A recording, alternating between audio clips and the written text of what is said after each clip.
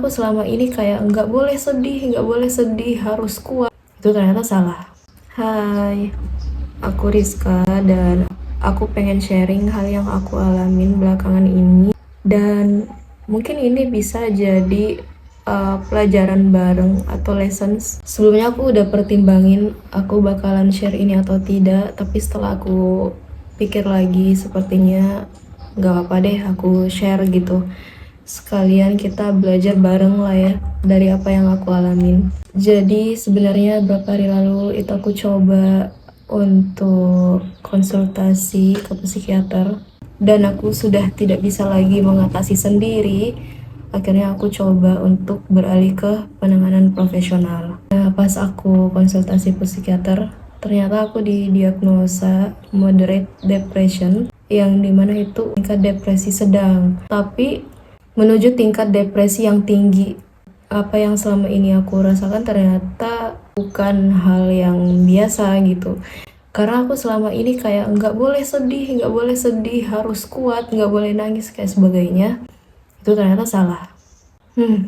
Dan ya, setelah konsul itu aku jadi tahu apa yang aku alami. Kemudian aku jadi tahu gimana cara ngatasinnya. Aku juga disarankan untuk saat ini tuh menghindari hal-hal yang membuat stres atau berat. Aku juga disarankan meluangkan waktu lebih banyak untuk diri sendiri, untuk tidak melihat dulu aktivitas yang berat atau kesibukan yang membuat pikiran aku tuh makin berat atau yang menguras energi. Lessons yang aku ambil adalah ketika aku memahami bahwa sebenarnya ini semua tuh bukan hal yang ringan, aku akhirnya menyadari kalau misalkan tidak hanya hidup orang yang berat, tapi hidup kamu juga berat. Tidak semua orang yang terlihat tenang itu hidupnya tenang-tenang saja gitu.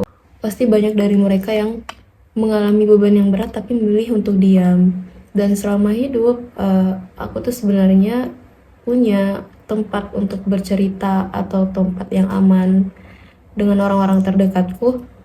Tapi karena aku sadar bahwa mereka itu punya kesibukan juga, punya beban hidup juga, dan bisa jadi mereka juga lagi ngerasain capek di hidupnya, akhirnya aku memutuskan untuk ke psikiater. Aku bahkan disarankan berobat 1 tahun dulu. Selama ini aku membawa luka itu tuh dari kecil. Dari kecil aku rasanya kayak tidak menemukan safe place yang seharusnya di tempat yang seharusnya menjadi rumahku. Sebenarnya kadang aku tetap mendapatkan perilaku yang hangat. Tapi semakin kesini, semakin aku masuk di usia 20s, karena aku punya pilihan hidup sendiri dan itu tidak sejalan dengan mereka, akhirnya aku tidak pernah lagi merasakan pulang ke rumahku yang sebenarnya. Aku rasa semua orang tuh punya titik terberat di hidupnya dan semua orang tuh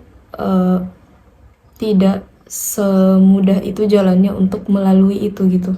Jadi dengan keputusanku kemarin untuk mencoba ke psikiater konsul, mengetahui apa yang sebenarnya terjadi di diri aku, itu jadi wawasan baru aku, itu jadi insight baru aku, bagaimana caranya aku mengatasi ini. Dan sebenarnya dari setahun yang lalu, aku sudah menahan diri untuk tidak beralih ke penanganan profesional.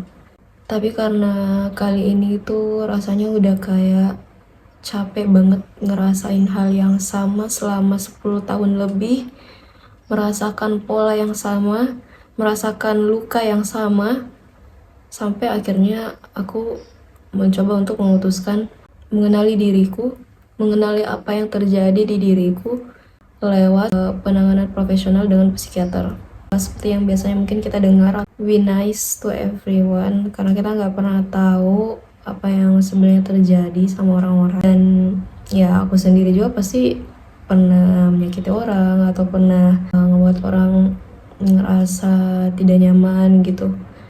But lessons yang aku tahu adalah meskipun aku sudah berusaha sekuat mungkin untuk bisa bertahan di hidup, meskipun aku udah berusaha melakukan hal ini dan hal itu untuk bisa survive dalam hidup, tapi tetap saja pada ujungnya aku tidak bisa menangani ini semua dengan sendiri.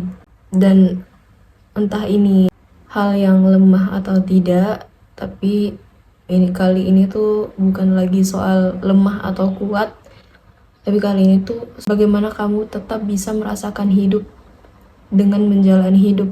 Dan itu pastinya butuh waktu untuk menyembuhkan itu, dan butuh waktu untuk menangani itu semua. Kalian yang nonton ini, semoga kalian menemukan rumah yang aman, yang tidak membuat mental kalian sakit. Semoga kalian emotionally safe, kalian bisa menjalani hidup dengan sehat, dengan bahagia, dengan rasa yang aman.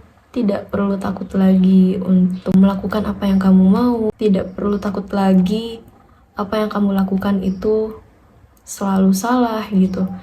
Dan tidak perlu takut lagi untuk memulai hal yang sebenarnya belum benar-benar siap, tapi kamu udah berani memulai. Termasuk hal yang hebat kalau kalian bisa keluar dari zona nyaman, atau misalkan kalian bisa melawan semua struggle di hidup, kalian bisa survive, kalian sudah berusaha melakukan banyak hal tapi ternyata hasilnya belum sesuai, atau ternyata hasilnya menurut kita itu gagal. It's okay, karena kita tuh nggak bakalan gagal selamanya gitu. So buat kalian yang mungkin ada ngerasa yang sama dengan aku, tidak apa-apa, dan kamu tidak sendiri. Dan aku sadar kalau ini bagian dari hidup. Aku tidak bisa juga selamanya terlihat ceria, selamanya terlihat ketawa. Aku juga tidak bisa selalu terlihat baik-baik aja atau kuat-kuat aja gitu. Karena yang aku sadar ya, aku masih manusia juga yang menjalankan hidup, yang masih banyak hal di luar dari kendali aku. So itu tadi yang aku pengen sharing, dan see you.